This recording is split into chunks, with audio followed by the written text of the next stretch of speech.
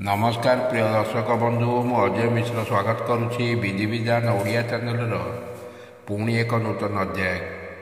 दर्शक बंधु आज भिडियोटी आलोचना करवा जन्म तारीख रु जानिबा केते वर्ष बयस विवाह जोग अच्छी से विषय आलोचना करवा। भिडियोटी आरंभ करने पूर्व कही रखी कि दर्शक बंधु जदि आपण एपर्यंत भी चैनल टी मोर सब्सक्राइब करना तेबे दयाकोरी चैनल टी सब्सक्राइब कर दिंतु, पाखे बेल आइकन को क्लिक कर दिंतु, फल मु अपलोड कर समस्त शिक्षणीय वीडियो नोटिफिकेशन आपण सर्वप्रथम पाइपर। वीडियोटी भल लगे लाइक शेयर कमेंट निश्चय करेंगे। दर्शक बंधु आज यही विवाह जोग जानिबा न्यूमरोलॉजी मेथड द्वारा यही विवाह जोग संबंध में आलोचना करवा।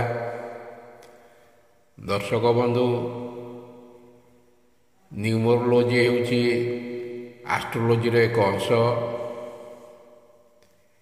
एबे आसंतु आलोचना करवा। मनकर जड़े व्यक्तिर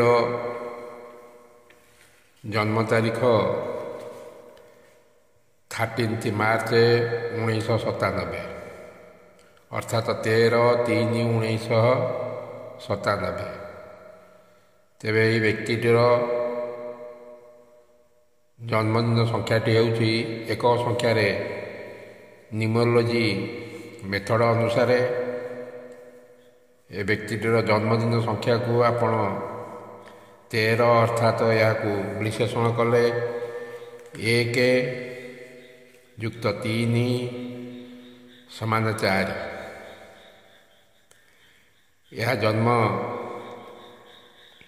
दिनर एकक संख्याटी है 4।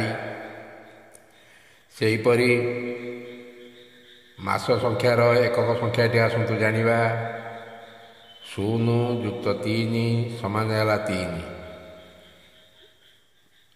मास संख्यार एकक संख्याटी है 3। बर्तमान आम जानिबा 2024 मसीह व्यक्तिटीर विवाह जोग अच्छी कि नहीं से समाज जानिबा। 2024 वर्ष को आपण एकक संख्यार विश्लेषण कर दिंतु।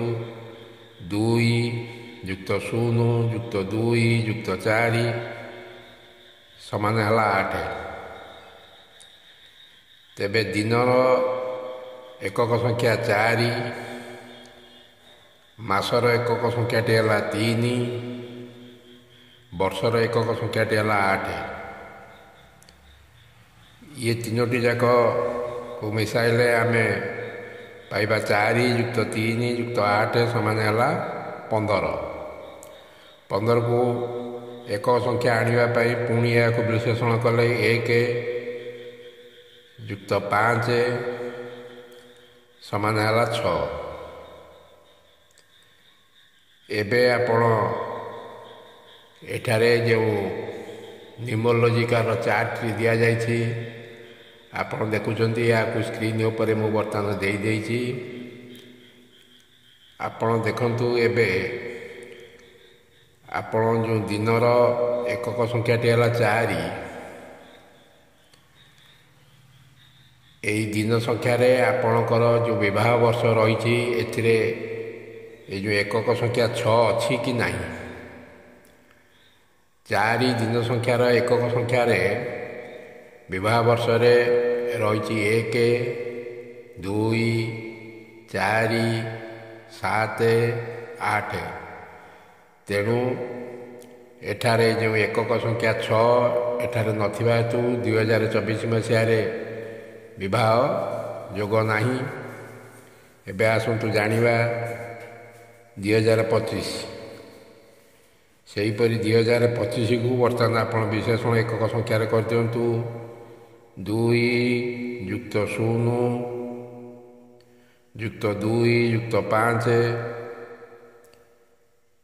समान है 9। ए 9 एकक संख्याटी आपण दिन मास ଏବଂ ବର୍ଷ ପୁଣି ମିଶାନ୍ତୁ।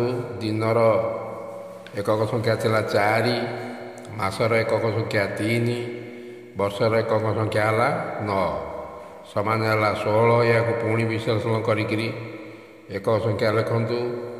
1 + 6 ସମାନ ହେଲା 7। ଏବେ ଆସନ୍ତୁ ଏହି ସାରଣୀରୁ ଦେଖିବା। ଯେଉଁ 4ର ଏକକ ସଂଖ୍ୟା ଅଛି, 4ର ଏକକ ସଂଖ୍ୟା ବିବାହ ବର୍ଷ 1, 2, 4, 7, 8।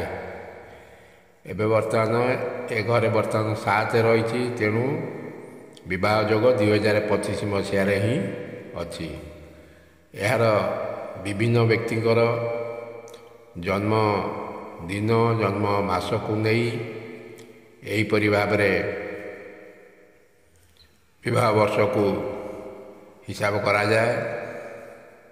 ଦର୍ଶକ ବନ୍ଧୁ, ଆପଣଙ୍କର କେବେ ଜନ୍ମ ତାରିଖ, ଜନ୍ମ ମାସ ଏବଂ ବର୍ଷ ଆମ କମେଣ୍ଟ ମାଧ୍ୟମରେ ଜଣାଇଲେ ଆମେ ଆପଣଙ୍କୁ କେବେ ବିବାହ ଆପଣଙ୍କର ଯୋଗ ଅଛି ଆମେ କମେଣ୍ଟ ମାଧ୍ୟମରେ ଆପଣଙ୍କୁ ଜଣାଇଦେବୁ। ଆଶା କରୁଛି ଏହି ଭିଡ଼ିଓଟି ଆପଣଙ୍କୁ ନିଶ୍ଚୟ ଭଲ ଲାଗିଥିବ। ରହୁଛି, ଧନ୍ୟବାଦ, ନମସ୍କାର।